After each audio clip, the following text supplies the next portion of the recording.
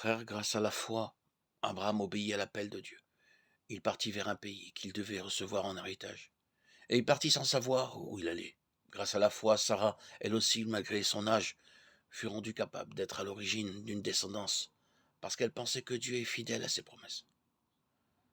C'est pourquoi d'un seul homme déjà marqué par la mort a pu naître une descendance aussi nombreuse que les étoiles du ciel et que le sable au bord de la mer.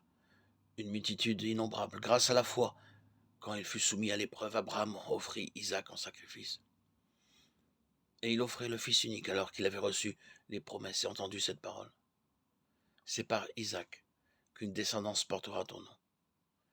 Il pense en effet que Dieu est capable même de ressusciter les morts. C'est pourquoi son fils lui fut rendu. Il y a là une préfiguration. Lecture de la lettre aux Hébreux, 11.8, 11.12. Ta foi t'a sauvé. Combien de fois Jésus s'est-il émerveillé du pouvoir de la foi? Jadis, Abraham avait su faire confiance au projet de Dieu en acceptant de ne pas tout savoir à l'avance. Dans le sillage d'Abraham, la longue chaîne des croyants humblement, mais véritablement, a permis à Dieu d'accomplir son projet. On ne peut s'empêcher d'emprunter la prière des disciples de Jésus. Seigneur, augmente la foi dans nos familles. À bien des reprises, Dieu, dans le passé, a parlé à nos pères par les prophètes.